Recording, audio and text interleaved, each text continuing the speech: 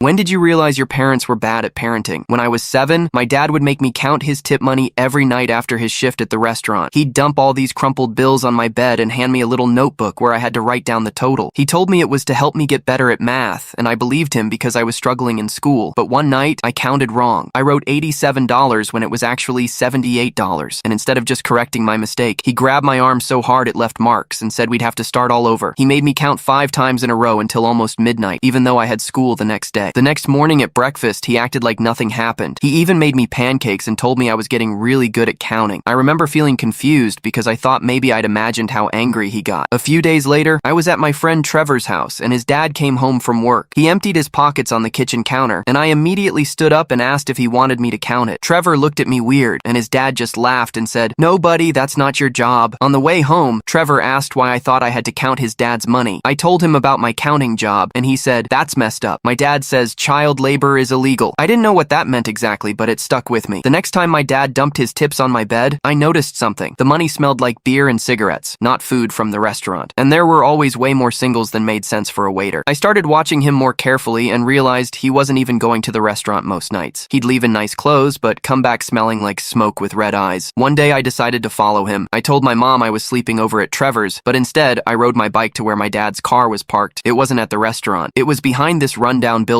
with neon signs. I peeked through a window and saw him dealing cards at a table with men smoking cigars. That night, I learned my dad wasn't a waiter. He was running an illegal poker game, and he wasn't having me count money to teach me math. He was using me as his accountant because if he got caught, he could say I just made up numbers because I was a kid. The worst part came a few weeks later when 2 men showed up at our door asking for my dad. My mom told them he wasn't home, but one of them said, "Tell him Joey wants the $1,200 his kid miscounted." I froze on the stairs, knowing it was my mistake that night when I wrote down the wrong number. After they left, my mom just sat at the kitchen table crying. I asked her if dad was in trouble and she said, "Your father's always in trouble." That's when she told me she'd been saving money to leave him for months. She just hadn't found the right time. 3 days later, while my dad was at work, we packed our things and moved to my grandma's house. My dad showed up there once, pounding on the door at 2 a.m., yelling that he needed his Lucky Charm back. He meant me. My grandma called the police, and when they came, they found betting slips and someone else's credit cards in his wallet. He got arrested right there on her front lawn. The day of his court hearing, my mom let me stay home from school. She sat me down and apologized for letting him use me like that. She said, "I thought I was protecting you by staying, but I was just teaching you that it's okay to be used." I still struggle with math to this day, but not because I'm bad at it, because every time I count money, I remember how it felt to know my dad saw me as a tool, not a son, and no amount of counting will ever add that up to love.